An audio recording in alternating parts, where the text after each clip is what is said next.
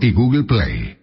Ahí recuperamos a Marta. Mil disculpas, Marta, se nos cortó la comunicación. Me estaba contando de la aceleración del proceso vacunatorio en el Reino Unido. Sí. Bueno, por eso haciendo 500.000, 600.000 dosis diarias llegamos a los 79% de la población adulta con 2 vacunas, y ahora se va a vacunar a los chicos de 16 y 17 años, porque bueno, están empezando las clases la semana que viene, pero no se van a vacunar por ahora a los menores de 16 años sanos, porque bueno, no hay una necesidad como la hay a lo mejor en Estados Unidos, y eso es precisamente porque pese a que tenemos como hoy 35.000 casos diarios, en realidad chicos internados a muy poquitos. En mi hospital pediátrico hemos tenido menos de 100 en lo que va de la pandemia, ¿no es cierto? Cosa que es muy diferente a la situación de Estados Unidos, que yo miré la semana pasada, tenían 3.000 casos niños internados, ahora tienen unos casi 2.000 internados. Miré las páginas de hoy, pero la Asociación Americana de Pediatras, la AAP, también dice que la mortalidad en los niños es muy, muy poquita, es 0.24%. O sea que en realidad lo que hay que hacer es vacunar a los adultos con 2 dosis. Esa es la propuesta de acá, porque el mundo tiene que vacunar a los adultos, no solamente un país, ¿no es cierto? Tenemos que ser equitativos. Ahora, fíjese que anoche, o ayer por la tarde, la BBC publicó un trabajo muy importante respecto de lo que está pasando con los chicos en Estados Unidos, con un nivel de 300 internados promedio por día. Juan Dilo me observó esta misma tema desde otro ángulo esta mañana desde la ciudad de París, y usted está mirando lo mismo desde Londres. Quiere decir que el tema de los chicos en Estados Unidos es un asunto que por lo menos a Gran Bretaña y aquí no ha llegado, pero por algo pasa allí, ¿no?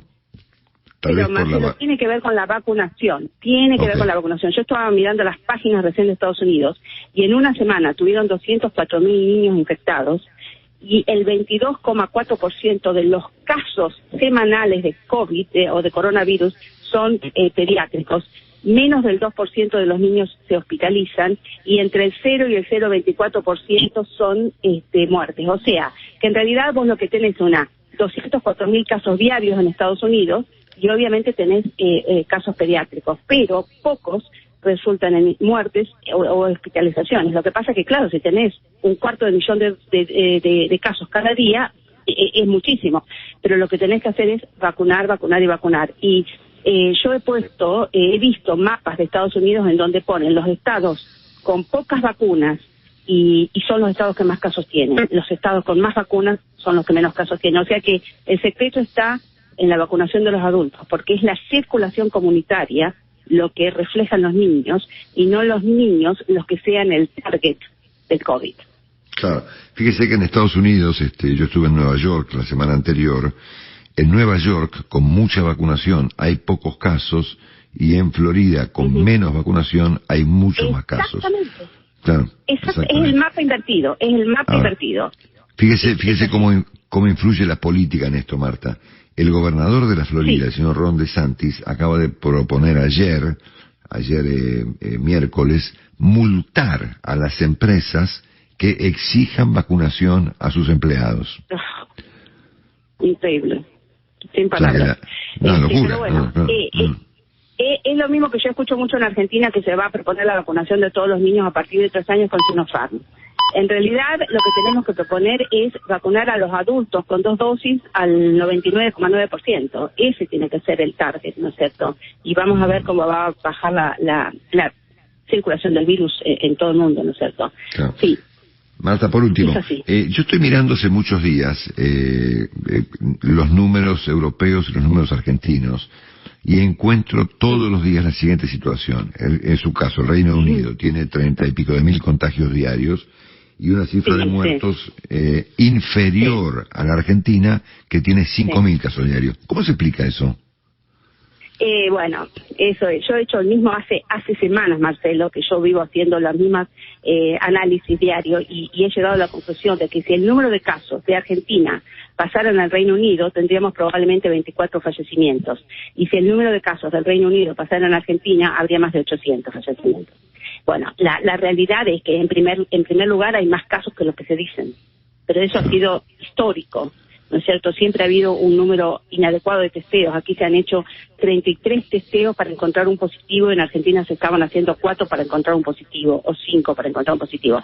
Entonces, al haber casos asintomáticos, porque en Argentina no se testean los asintomáticos, entonces al no identificarse a los asintomáticos, que son la mayoría, da una falsa letalidad incrementada, porque no es que Argentina tiene el virus una mayor letalidad que en el resto del mundo, es que hay muchos más casos que no se han detectado. Por eso el miedo que me da a mí es que en este momento donde hay una sensación de falsa seguridad, demos vuelta a la página, la pandemia ya pasó, ahora vamos a reconstruir el país, que es una sensación de falsa seguridad, y al no haber en las medidas de diagnóstico adecuados, como es el número de testeos y el análisis genómico, para poder cambiar la estrategia rápidamente cuando surja la variante Delta comunitaria, o sea, cuando se incremente, ¿no es cierto?, va a haber una situación de peligro.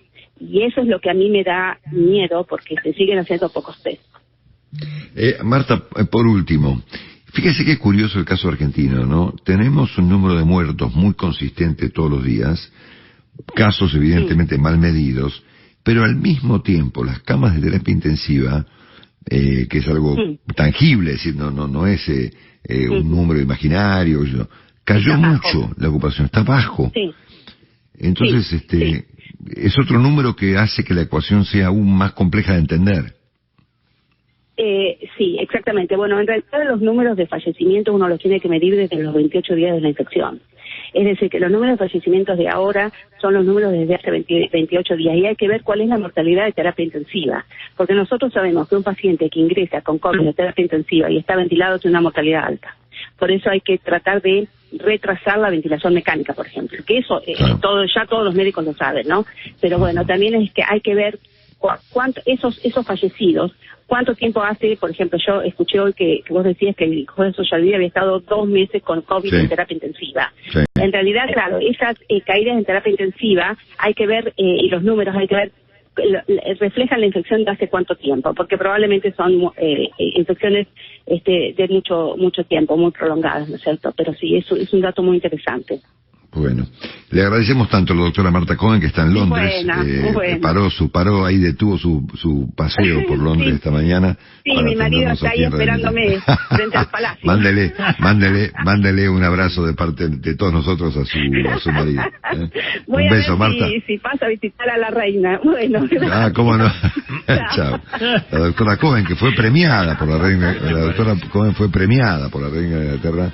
Y es una figura muy inspiradora en el Reino Unido. Es una argentina que se destaca mucho allí,